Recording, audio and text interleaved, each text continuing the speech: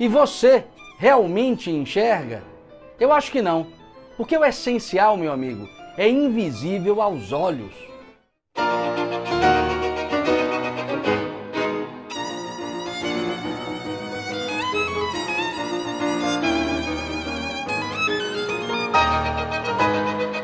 Abrindo oficialmente a live de hoje com este tema extremamente importante, extremamente urgente, como eu estava dizendo há pouco, sobretudo porque estamos num ano político.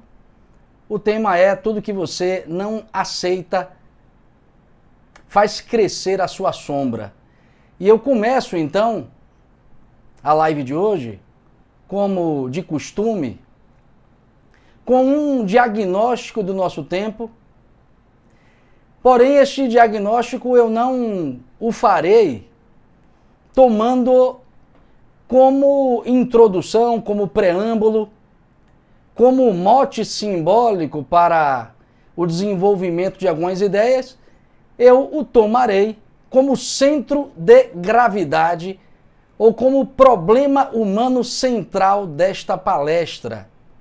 Problema ao qual eu oferecerei algumas análises, algumas considerações filosóficas que o explicam em muitos de seus aspectos. Então vamos logo de pronto ao diagnóstico que eu tenho a fazer. Muitos não sabem, mas há um mecanismo psíquico em nós que nos leva a uma espécie de tendência a nos projetarmos para fora, às vezes com impaciência, às vezes com irritação, quando não com agressividade, sempre que somos contraditos em nossos pensamentos ou contrariados em nossos interesses. Há um mecanismo que nos leva muito constantemente a essa postura, a essa conduta, a este comportamento. Comportamento cuja manifestação obedece ao que na psicologia analítica é chamado de corrida para o oposto. Comportamento cuja manifestação obedece a esse mecanismo de projeção para o outro lado, que na verdade é uma espécie de mecanismo resultante da operatividade de um princípio descrito filosoficamente por Heráclito e psicologicamente por Carl Gustav Jung, mais precisamente em nosso tempo.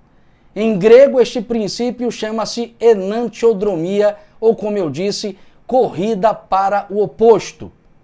Então, existe esse mecanismo, poucos sabem disso, e se muitos poucos não sabem desse mecanismo que nos leva a esse tipo de conduta, sempre que somos afrontados, sempre que somos contraditados em nossos pensamentos e interesses, uma quantidade ainda maior de pessoas nem desconfia, meu amigo, minha amiga, nem desconfia que muito desse comportamento de não aceitação do pensamento alheio, esse comportamento de crítica e às vezes de ódio ao contraditório, comportamento que está muito em voga no nosso tempo. Então, só para vocês entenderem, se muitos não conhecem esse mecanismo, uma quantidade muito grande de pessoas nem desconfia que este comportamento de não aceitação do pensamento do outro, de crítica e de ódio, cresce numa pessoa na razão direta do quanto ela foge das compreensões que deve fazer acerca das feridas que o mundo abriu em sua própria alma. Eu vou repetir. Muitos não sabem do mecanismo e uma quantidade ainda maior nem desconfia que muito deste comportamento de rechaço do pensamento do outro do rechaço de tudo que é diferente ou de tudo que é contraditório, cresce numa pessoa na razão direta do quanto ela foge desta compreensão de suas próprias dores ou das feridas que o mundo abriu em sua própria alma. E eu poderia dizer também que cresce na razão direta do quanto uma pessoa foge do exame de consciência diário que ela deveria produzir para preservar um pouco a sua sanidade mental, para preservar um pouco a sua lucidez, sobretudo nesses tempos nossos de tanta confusão cultural, nesses tempos nossos de tanta desconstrução.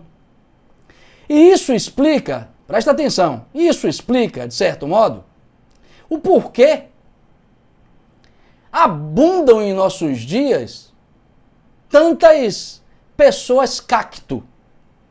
Tantas pessoas cacto. Isso explica porque sobram, nos dias de hoje, pessoas que, por não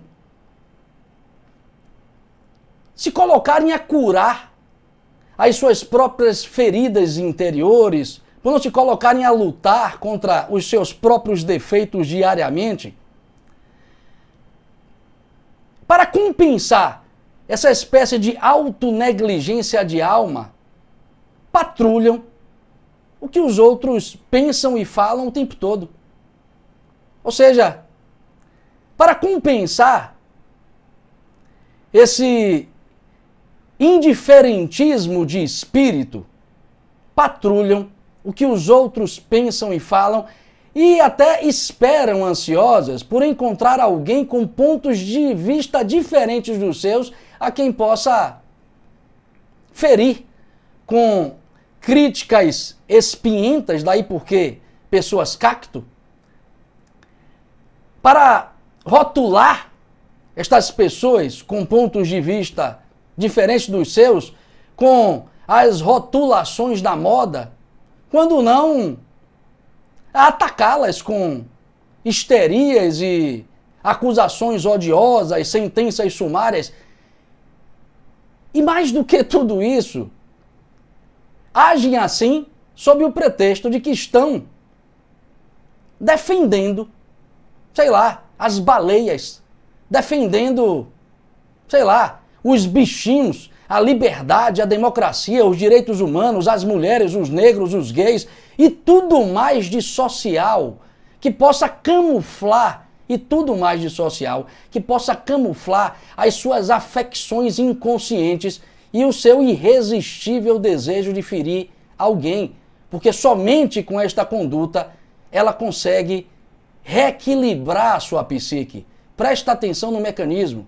Eu não estou aqui valorando nada, eu estou apenas descrevendo o mecanismo. As pessoas em geral precisam encontrar alguém para ferir, para criticar, para rotular, porque elas precisam, necessitam de uma compensação psicológica. Do contrário, elas não conseguem reequilibrar momentaneamente as suas psiques. Isso não se trata propriamente de uma má índole do indivíduo, não se trata da má índole de uma pessoa, pelo menos no geral não é assim. Isso é um mecanismo psíquico produzido pela própria inconsciência da pessoa em relação ao que ela deixa vazar de si para o mundo. Mas eu vou, como disse, aprofundar um pouco esse diagnóstico. Esta, inclusive, é a proposta desta live. A proposta dessa live é ir a fundo neste diagnóstico através de algumas reflexões que eu até diria reflexões mordazes para alguns de vocês. Reflexões que para alguns de vocês parecerão contundentes demais, visto que alguns de vocês talvez estejam acometidos por essa enfermidade psíquica tão comum nos dias de hoje. Então, já até antecipo este dado. Então vamos a este aprofundamento que é o que interessa. E vamos ver se, de certo modo, eu estou certo com esta minha previsão. Vamos começar do alto, porque eu sou um filósofo que não parte de baixo, eu parto de cima para baixo. Porque, diferentemente da tendência filosófica contemporânea de partir de baixo e não subir muito, porque o teto metafísico de nossa cultura é muito baixo hoje, eu, diferentemente dessa tendência, parto do cosmos, parto das realidades superiores do espírito humano para produzir qualquer diagnóstico. Então, seguindo este raciocínio, essa tendência, partamos do alto. E a primeira coisa que eu tenho a dizer para vocês pode ser dita numa sentença. Presta atenção nisso, porque vai exigir de vocês. Presta atenção na primeira sentença. Embora a consciência humana, a nossa consciência, seja uma unidade em si mesma, embora a consciência humana tenha a si própria como dado estrutural de sua própria realidade, a estrutura de sua realidade na existência, por necessidade evolutiva, é a dualidade. Vou repetir. Embora a nossa consciência seja uma unidade em si mesma, por que, professor, ela é uma unidade em si mesma? Porque você já tem a si próprio antes de ter qualquer coisa em vista. Você tem um eu. Esse eu é o indicativo de que você tem a si próprio. O gato tem a si próprio? Não, não tem. O pombo tem? Não tem.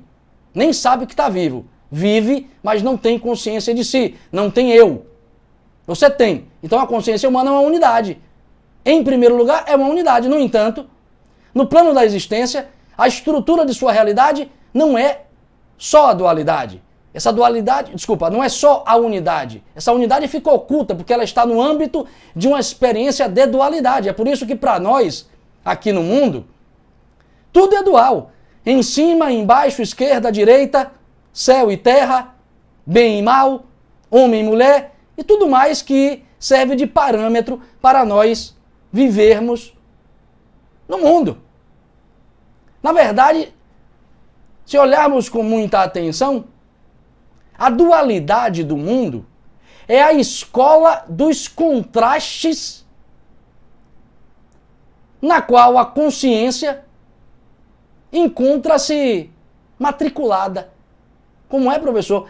A consciência humana encontra-se matriculada numa escola de contrastes ou numa escola existencial em que ela precisa necessariamente aprender uma coisa fundamental. O que, professor? O que a consciência humana precisa aprender nesta escola dos contrastes? Ora, meu amigo, ela precisa aprender a reconquistar essa tal unidade perdida. E ela só reconquista essa tal unidade perdida integrando alguma coisa que, embora seja parte dela, existencialmente lhe aparece como o seu contrário, como a sua contraface, como o seu avesso, como o seu oposto complementar. Vou repetir.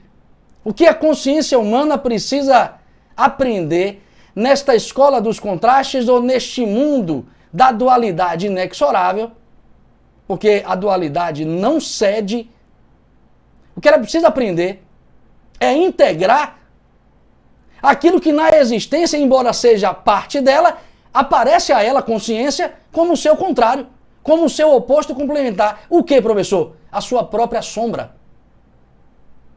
Ah, eu estou entendendo agora. Então a consciência humana é como se fosse um fogo, uma chama vertical, e o mundo, uma sombra deste fogo? Exatamente, meu amigo. Exatamente. E sombra aqui, para adentrarmos o terreno da filosofia, e sombra aqui pode ser o tudo muda, o Pantarei em grego, o Tudo Muda de Heráclito, pode ser a Caverna de Platão, pode ser o mundo de Asati, ou do não verdadeiro do hinduísmo e do budismo, pode ser o inconsciente da psicanálise. Todos esses termos, todas essas acepções, de certo modo, traduzem esta tal sombra. Na verdade, se nós olharmos com atenção, esta ideia filosófica de que a consciência humana é uma unidade, esta ideia filosófica de que a consciência humana é uma unidade decaída, lançada no mundo da dualidade para aprender a conquistar-se a si mesma por meio de um jogo de luz e sombra, espécie de xadrez existencial, é a base sobre a qual se erguem muitas cosmovisões filosóficas antigas, mas também contemporâneas.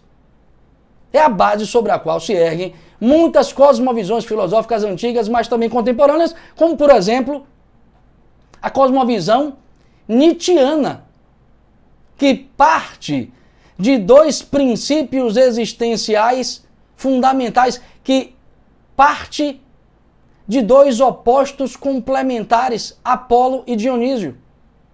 Vide, obra fundadora da filosofia de Nietzsche, O Nascimento da Tragédia Grega. Poderia citar outra cosmovisão, a do filósofo Hegel, na cosmovisão hegeliana, a consciência ou o ser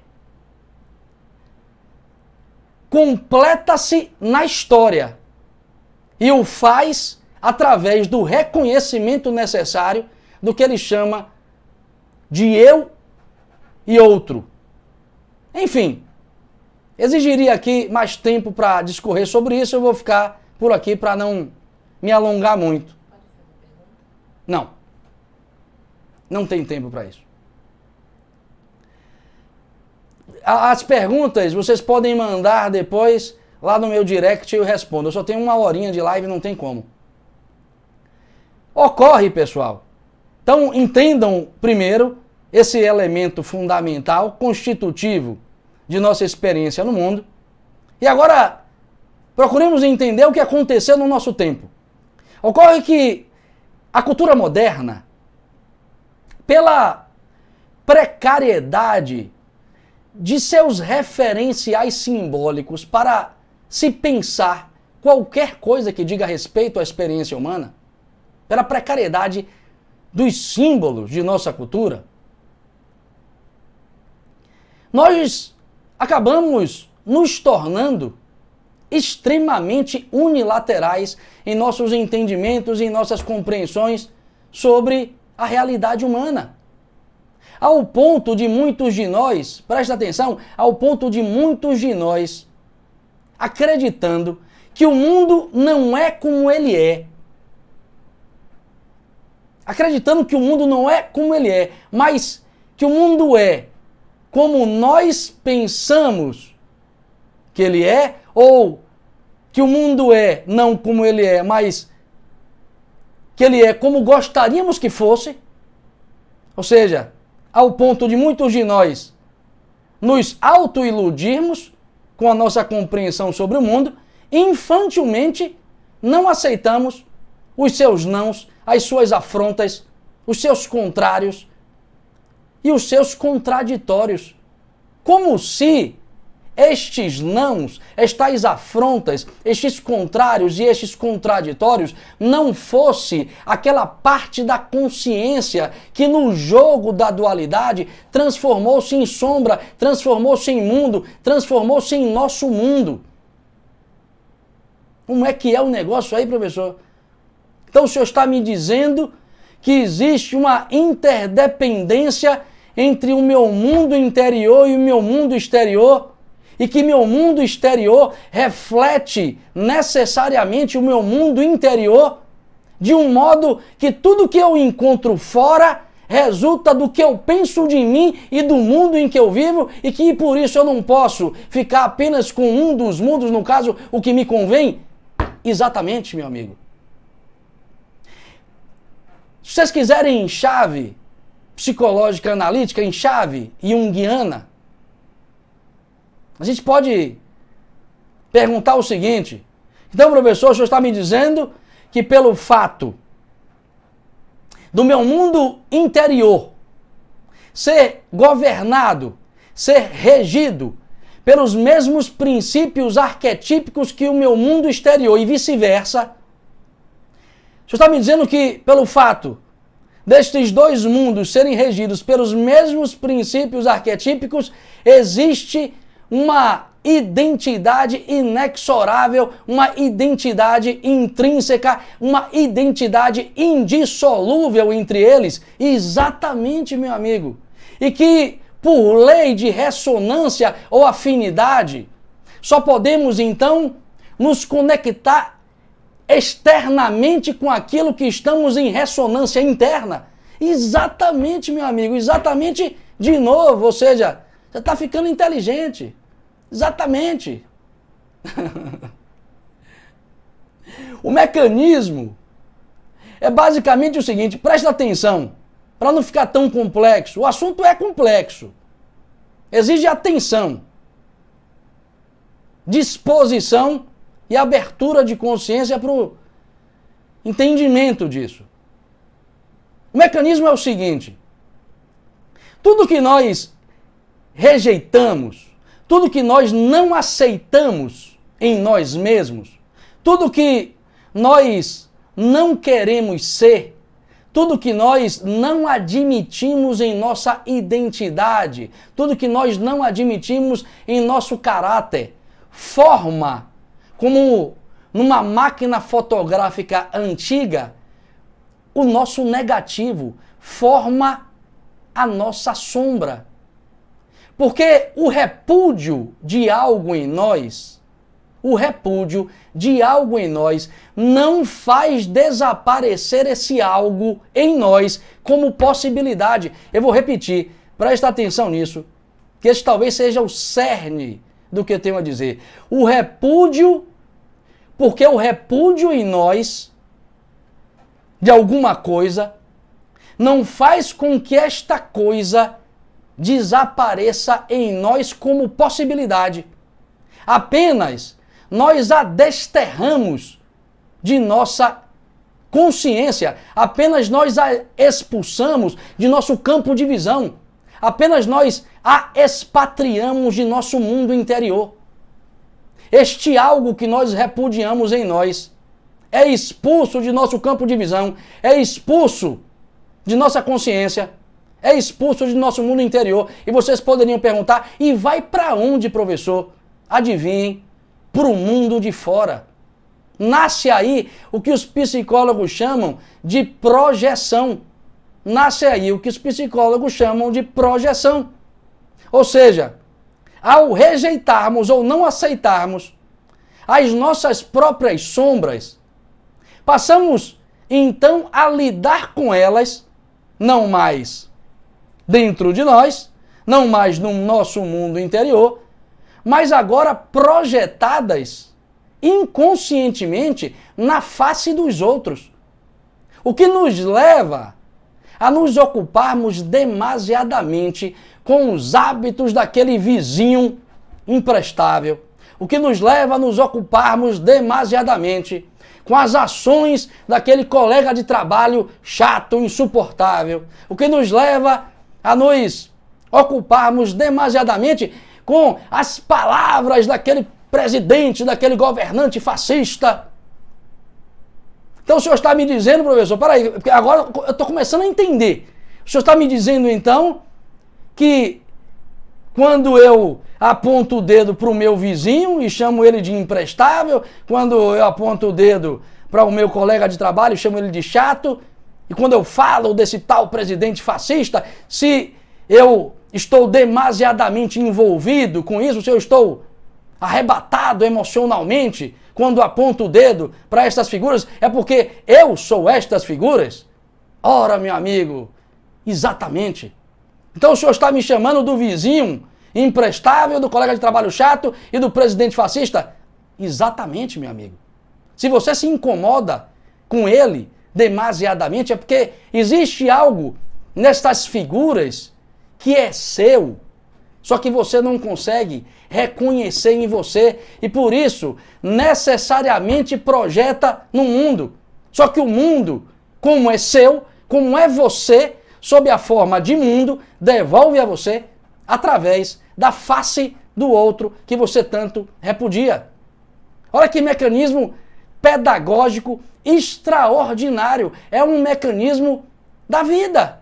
A vida é pura inteligência. A gente está aqui numa escola, como eu disse, de contrastes. Peraí, professor. Como é que o senhor pode ter certeza disso? Presta atenção. Observe como, em detalhes, funciona o mecanismo. Todos aqueles defeitos, todas aquelas mesquinharias, aquelas hipocrisias, torpezas, vilezas, intransigências, impaciências e egoísmos, ao serem ilusoriamente banidas de nós, porque nós não mais as aceitamos, vindos agora do mundo de fora, todos esses defeitos, essas mesquinharias e etc e tal, vindas agora do mundo de fora, vindas agora da conduta do outro, é por nós combatidas recorrentemente e com a mesma veemência com que as rejeitamos, com que as repudiamos no plano íntimo de nossa interioridade. É esse o mecanismo.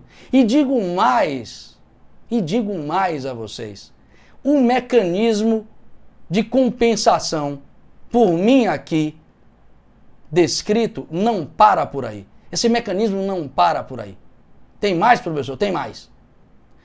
Tudo que você repudia em você, de modo a não aceitar em você como uma possibilidade, ainda que remota, porque o outro que você repudia, não esqueça, é humano.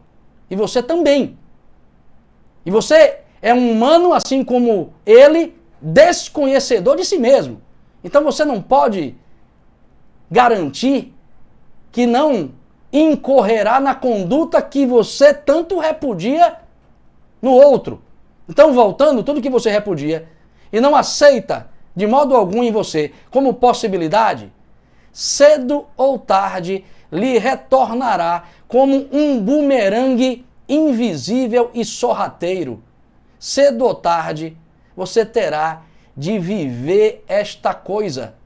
Em última instância, presta atenção, em última instância, é isso que leva, por exemplo, muitas crianças a adquirirem a forma do comportamento que tanto elas haviam odiado nos seus pais. Em última instância, é isso que leva muitos militantes socialistas, isso leva muitos socialistas de plantão a serem extremamente capitalistas em suas apostas de vida, a serem extremamente vorazes em suas formas de consumo. Observe o paradoxo. A pessoa nem nota. E olha, é como diz um amigo meu, eu só conheço socialista barão, professor. Só conheço socialista barão. Eu fui professor da rede particular de ensino durante muito tempo. Tem um colega meu aqui assistindo essa live. E onde eu mais encontrei militantes de esquerda, militantes socialistas, foram nas escolas mais abastadas da cidade de Salvador. Como assim, amigo? Observe que a gente não nota as contradições. Não estou aqui valorando nada, só estou apontando para o mecanismo. É isso que leva muitas feministas, por exemplo, a quererem as ocultas, mas, acima de tudo, encontrar um marido e querer ser dona de casa. É isso que leva muitos conservadores e moralistas a serem dissolutos e promíscuos nos seus ambientes de alcova. Então observe o que eu quero dizer para vocês é que o não reconhecimento, o não entendimento desse mecanismo acaba produzindo sempre esse tipo de contradição não entendida, não percebida, em primeiro lugar, não captada por nós. Interessante que a literatura mostra isso com muita clareza. Mostra isso de forma, às vezes, muito escancarada. Se você pega uma obra, por exemplo, como a de Eça de Queiroz, O Crime do Padre Amaro, o tema em questão na obra é exatamente esse que eu estou tratando. É exatamente esse que eu estou tratando. Um padre que é padre, mas é extremamente dissoluto, extremamente promíscuo, não consegue conter a sua inclinação para os desejos sexuais e acaba cometendo tal crime, que é a morte de uma criança. Mas enfim, leiam a obra. Machado de Assis é muito hábil na descrição destes paradoxos, porque, para quem lê Machado, sabe disso, ele adora personagens hipócritas.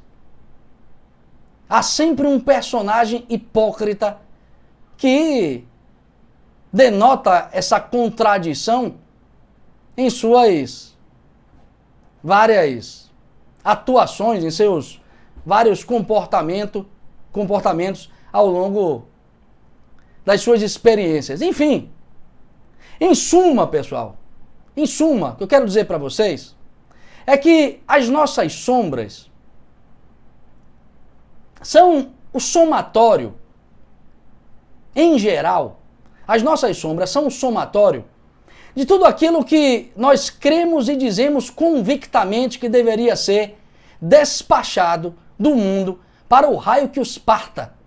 As nossas sombras, para ficar fácil de entender, são sempre aquilo que nós acreditamos que deveria ser despachado, desterrado do mundo para o raio que os parta, para que o mundo se transforme em alguma coisa pura, em alguma coisa justa, boa e politicamente correta. Ou seja, observe, as nossas sombras crescem em nós na razão direta do quanto nos tornamos obcecados pela ideia de varrer do mundo, seja através de uma militância social, seja através de um discurso politicamente correto, seja através de um proselitismo religioso, pouco importa, de varrer do mundo toda e qualquer espécie de injustiça e iniquidade.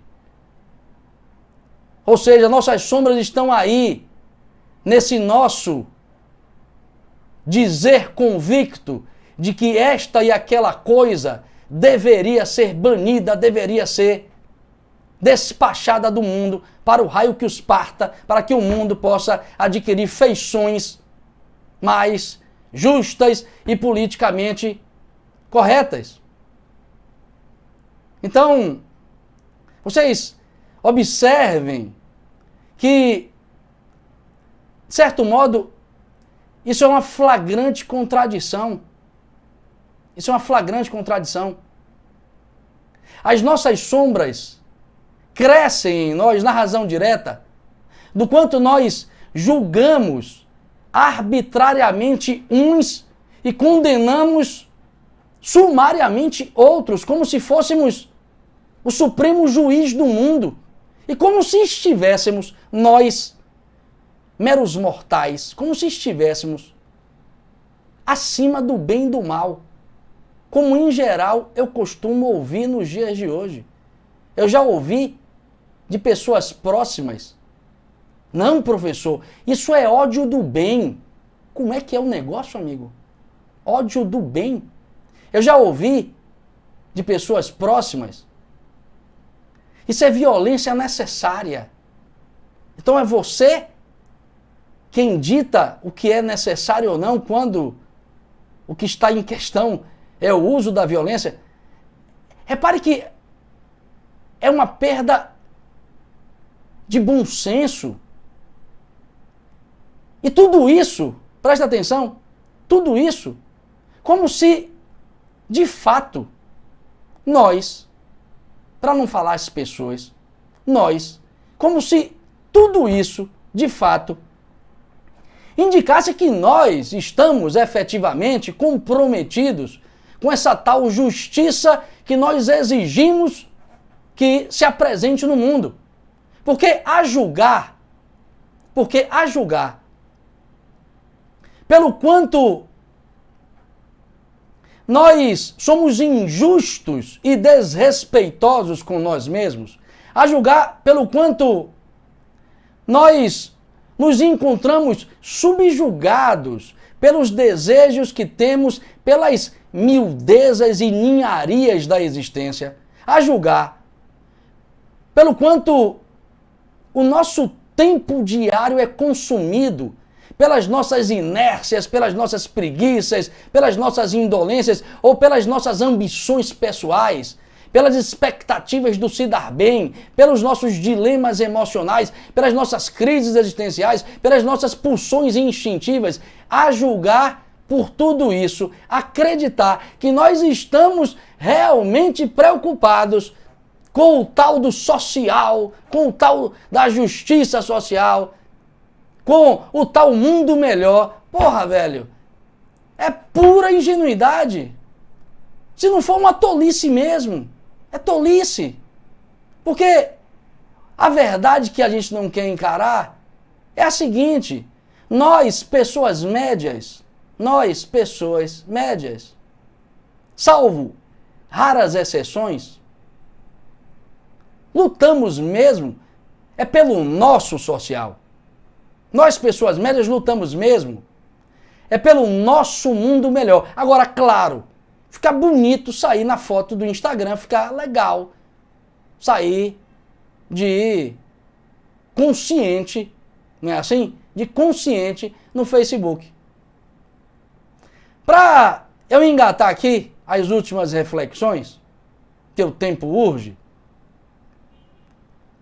é justamente, agora olha que coisa interessante e extremamente importante, é justamente quando admitimos isso que eu acabei de falar, é quando nós temos a coragem de admitir para nós mesmos isso que eu acabei de falar. Ou seja, admitir para nós mesmos a amplitude verdadeira de nossa consciência, admitir para nós mesmos a real amplitude de nossa consciência, a verdadeira moralidade que temos, o verdadeiro tamanho de nossa moralidade, admitir as reais intenções ou os verdadeiros propósitos de nossas ações e palavras, admitir tudo isso para nós é o único meio que temos para nos curar, efetivamente nos curar destas sombras. É o único meio que temos de nos curar dessas projeções. Você está me dizendo então, professor, que somente arrancando as minhas máscaras e mascarações ante o iludibriável espelho de minha própria consciência, eu consigo me curar destas projeções? Exatamente, meu amigo. A gente não faz isso, porque a gente quer sair bem na foto, mas é justamente quando nós admitimos a verdadeira amplitude de nossa consciência, o verdadeiro tamanho de nossa moralidade e as reais intenções por trás de nossos atos e palavras no mundo, é que a gente consegue se curar dessas projeções. Porque, por mais que existencialmente as projeções sejam necessárias, por mais que as projeções sejam necessárias, porque é um recurso pedagógico da própria vida humana, por mais que elas sejam necessárias, elas podem nos adoecer. E tem nos adoecido. E tem nos adoecido por causa de um fenômeno cultural próprio dos tempos modernos, acelerado nos tempos pós-modernos, por causa de um fenômeno cultural próprio da sociedade de massa. Que fenômeno cultural é esse, professor, que me leva ao adoecimento. Ora, meu amigo, tá claro, a ideologização do olhar humano. A ideologização do olhar humano ou a ideologização das perspectivas, dos entendimentos e das compreensões acerca de tudo que diz respeito à experiência humana.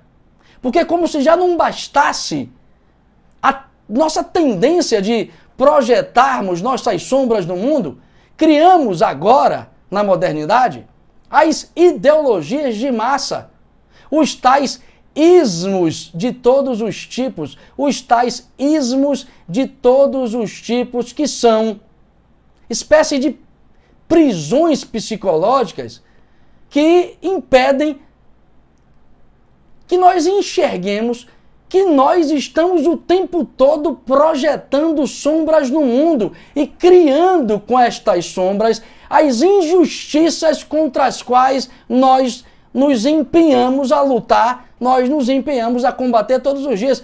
Observe o que eu falei. Você vai perceber que isso é irracional. Ou seja, isso é absolutamente autocontraditório. Ou seja, isso é uma alienação e, portanto, é também uma sombra. Esta alienação, esta doença, acaba nos paralisando no factum e acaba também nos impedindo que nos sejamos, acaba nos impedindo que sejamos um facendo. Eu estou usando aqui duas expressões do filósofo espanhol José Ortega y Gasset, que explica que o homem não é um factum. O que é um factum, segundo José Ortega y Gasset? É a pedra, é a planta, é o acontecimento, digamos, imóvel, já construído. O que uma pedra deve a si própria? Nada. O que uma planta deve a si própria? Nada. O que um gato deve a si próprio? Nada. O que o homem deve a si mesmo? Tudo. Ou muita coisa de si. Então, diz o Ortega y Gasset, o homem não é um facto, é um facendo. É um fazendo-se. Ou seja, essas ideologias nos tornam factums e nos impede de sermos facendos, ou nos impede que construamos a nossa consciência a partir de uma perspectiva que de modo algum,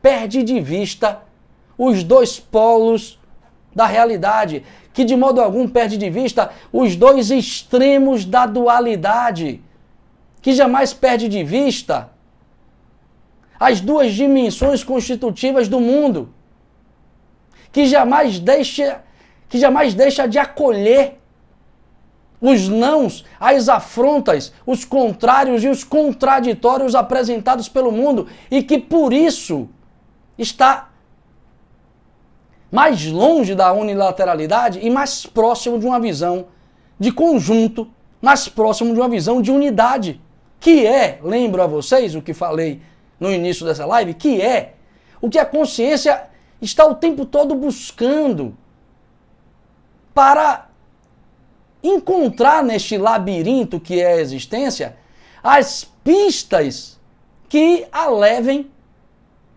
de volta à sua casa, ou que as levem de volta à sua unidade perdida. Repare que eu uni as duas pontas. Se você está atento ao que eu estou falando, você entendeu o que eu acabei de explicar no geral. Que eu uni as duas pontas. As ideologias nos paralisam, petrificam o nosso olhar, impede que nos tornemos facendos, ou seja, um caminhante que precisa olhar para as duas polaridades e nunca pode perdê-las de vista. Você não pode perdê-las de vista, porque se você perde uma das polaridades de vista, esquerda e direita, em cima e embaixo, você se torna unilateral.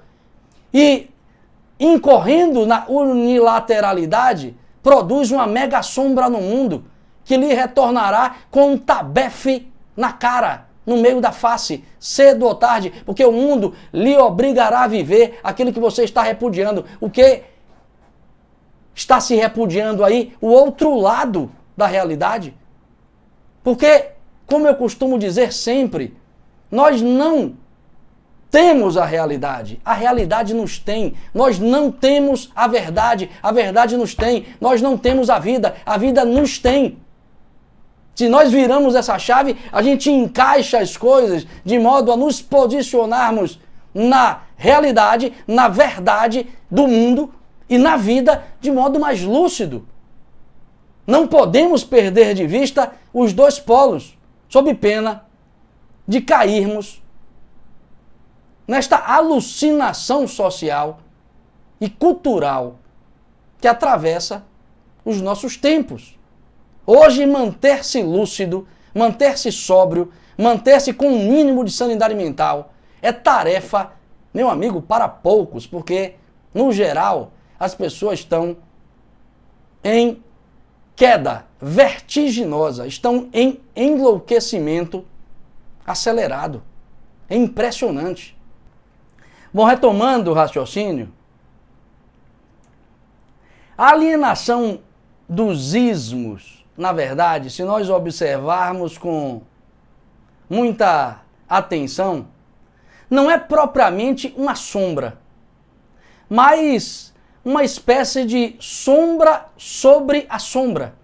Eu estou me referindo às ideologias de massa. As ideologias políticas, por exemplo, são sombras sobre sombras. Se quisermos num neologismo, essas alienações de massa são sobre sombras. Por quê, professor? Ora, porque elas impedem que nós enxerguemos, elas impedem que nós enxerguemos o projetar de nossas próprias sombras no mundo. Elas impedem que nós enxerguemos a operatividade desse mecanismo compensatório em nossa própria psique.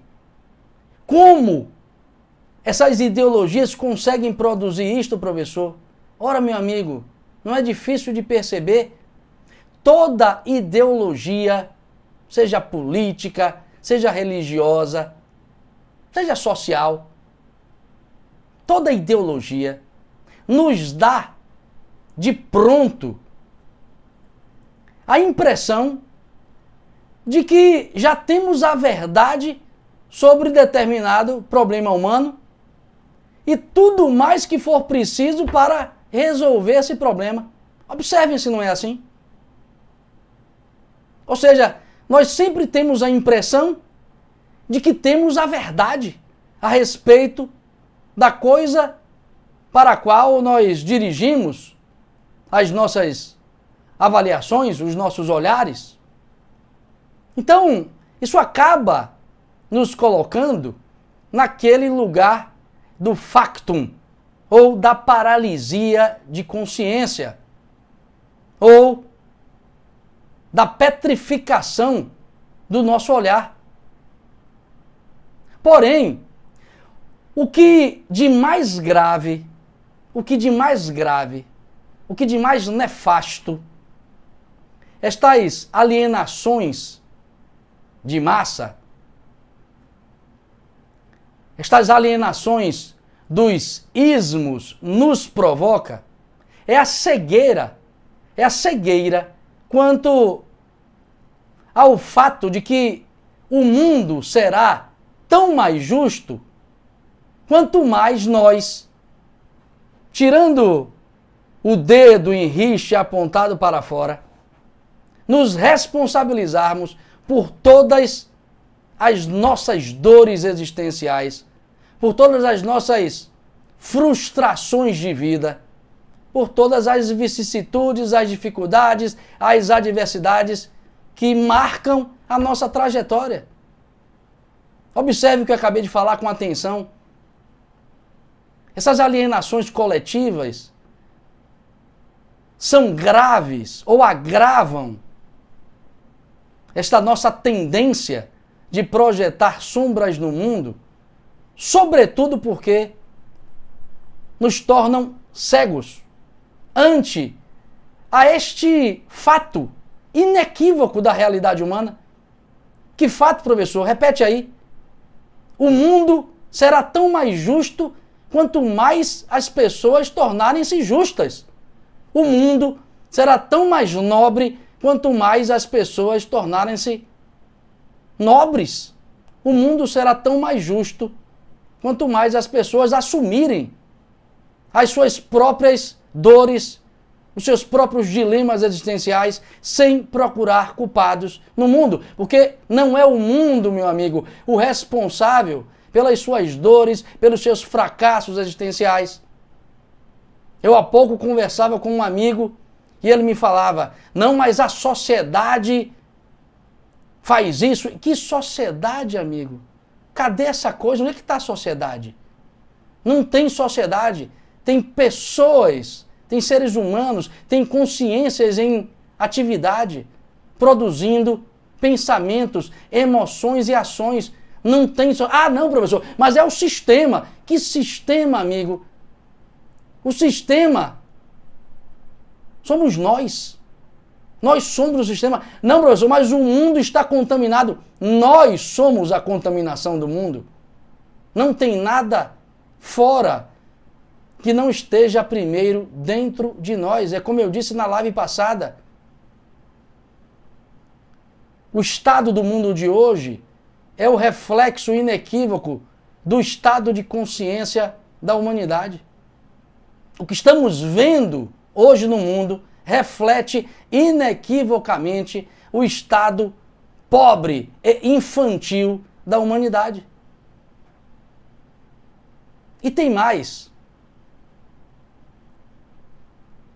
O que de mais grave estas alienações coletivas provocam em nós, vou repetir, é a cegueira quanto ao fato de que o mundo será tão mais justo quanto mais nós purgarmos a nós mesmos todos os dias. Está me dizendo que para o mundo ser mais justo é preciso que nós nos purguemos a nós mesmos. Que purgação é essa, professor?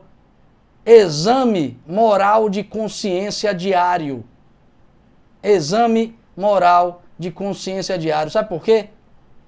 Porque a gente precisa, de certo modo, se estamos efetivamente comprometidos com essa tal justiça, é preciso que nós purguemos os males que nós mesmos estamos projetando no mundo sob a forma de deformidades morais, de baixos pensamentos, de vulgares desejos, de más emoções e de ações irresponsáveis. É só olhar. Repare, a usina produtora dos males do mundo não está no mundo, está em cada um de nós. Então, logo, o mundo mais justo dependerá da purgação, dependerá ou depende da depuração destas coisas em nós mesmos, através de um exame diário. O que é isso, professor? Colocar o dedo na própria cara e dizer o quanto você é devedor de si mesmo.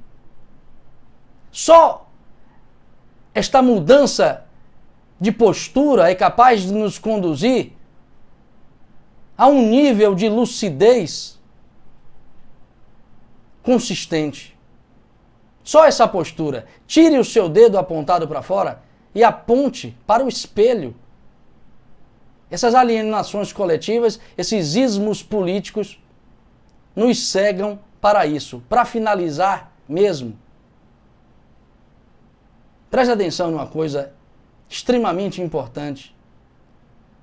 Eu disse tudo isso porque, pelo fato de sermos o que somos em essência, somos seres humanos, velho. Pelo fato de sermos o que somos, e pelo que está posto como desafio cósmico à consciência humana, por tudo isso,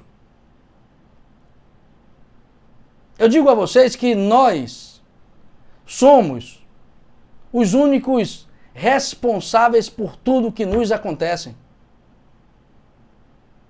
Eu estou trazendo toda essa reflexão para dizer para vocês que, no fundo, nós somos responsáveis por absolutamente tudo que acontece em nossas vidas. Nós somos eminentemente responsáveis. Nós somos eminentemente responsáveis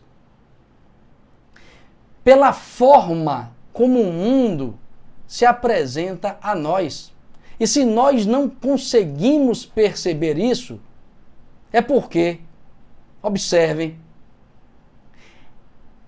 entre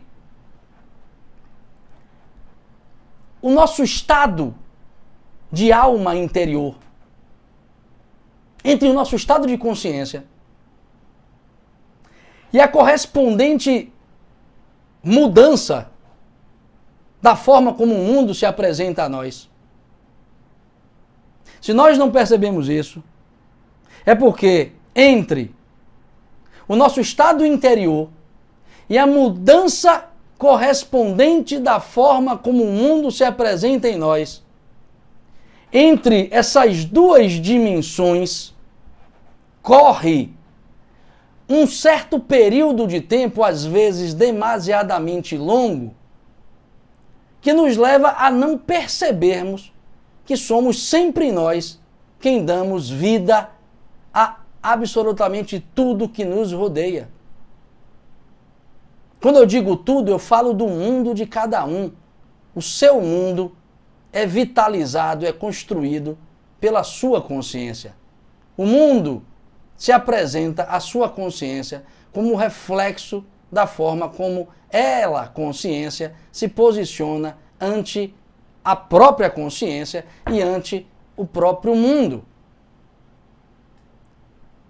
Para finalizar mesmo, toda essa problemática, por exemplo, está no cerne da famosa lenda do Graal. Toda essa problemática existencial humana, por mim aqui descrita e problematizada, é o cerne da lenda do Graal, da famosa lenda do Graal. O rei Anfortas, esse mito inglês, talvez seja até mais conhecido pelas Brumas de Avalon, pelo menos tem uma relação com esta lenda. O mito do rei Arthur é parte também da lenda do Graal. Nela, lenda do Graal, o rei Anfortas encontra-se ferido. Ele tem uma ferida, digamos, incurável. Mas ela é incurável porque quem produziu esta ferida, no mito, é um inimigo invisível do rei Anfortas. E este inimigo é invisível não porque ele é invisível, mas porque o rei Anfortas não tem a devida coragem de perguntar quem o feriu. Quem é o responsável pela ferida que o leva a esta enfermidade? Este é o centro, o cerne da lenda do rei Anfortas. Ele padece de uma enfermidade, ele tem uma ferida, e esta ferida não é curada por nenhum meio, porque ele não consegue fazer a pergunta: quem é o responsável por ela? E como ele não consegue fazer esta pergunta, ele espera um Salvador que faça a ele esta pergunta redentora. E eis que o herói, eis que este Salvador chega. E o nome dele é Percival, personagem central de uma grande obra, de uma grande composição de Richard Wagner, E eis que Percival chega. E só poderia ser Percival o responsável por sanar as dores, por curar as feridas do rei Anfortas. Por quê, professor?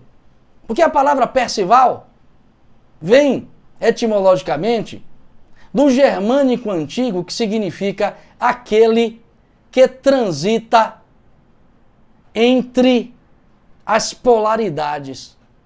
Percival significa etimologicamente, em língua germânica antiga, aquele que transita no meio. Ou se quiserem, de uma perspectiva ainda mais profunda, aquele que soube descer ao inferno de seu próprio autoconhecimento e voltar de lá como um conhecedor de suas próprias sombras, como um conhecedor de sua própria obscuridade. Tudo isso está marcado, embutido na semântica da palavra Percival. E é ele quem chega para fazer a pergunta redentora. E o faz. Pergunta ao rei: Rei, o que te falta? Essa é a pergunta que cura o rei Anfortas. Rei, o que te falta? Repare que a gente, de certo modo, precisa fazer essa pergunta, porque ela é a mesma coisa que perguntarmos o que me fere, ou quem me fere, ou quem é o responsável efetivamente pela minha dor, pela minha ferida.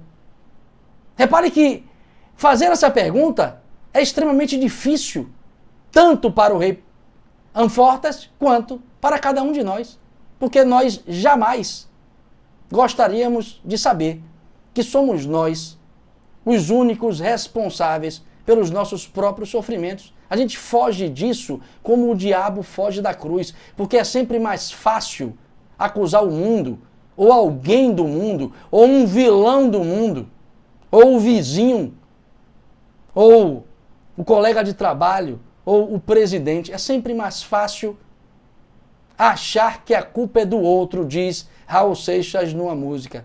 É sempre mais fácil achar que a culpa é do outro. Para que vocês entendam melhor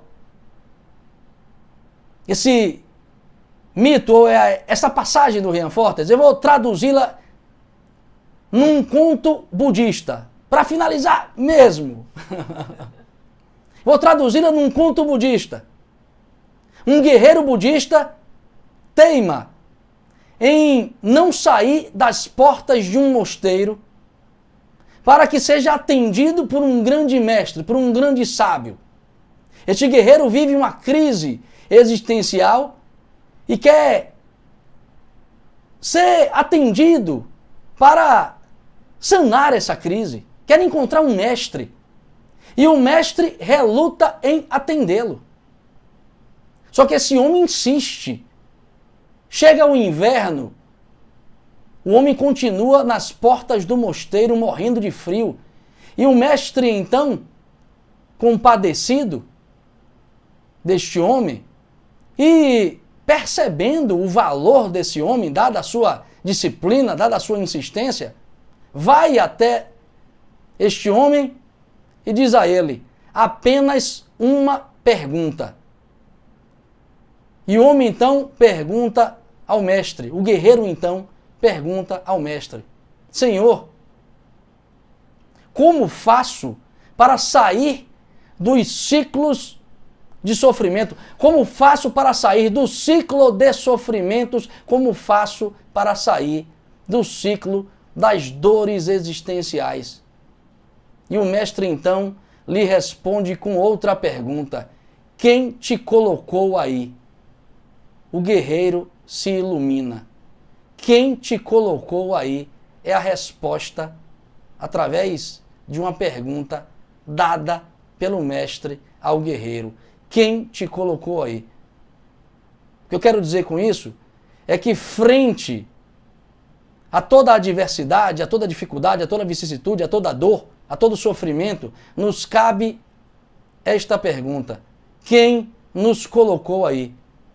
Quem nos colocou onde exatamente estamos na vida? Nós mesmos. Como diz o filósofo espanhol José Ortega y Gasset, eu sou eu e minhas circunstâncias. Eu sou eu e minhas circunstâncias. Eu sou eu e minhas circunstâncias. Se eu não salvá-las, não hei de me salvar. Traduzindo, eu sou eu e minhas circunstâncias, eu sou eu e o meu mundo. Se eu não salvá-lo, ou se eu não integrá-lo, eu não integro a mim mesmo. Ou seja, o mundo é um mero reflexo do que nós efetivamente produzimos em nossa consciência. Gostou desse vídeo? Então curta, inscreva-se agora e ative as notificações para não perder nenhuma reflexão filosófica. Te espero!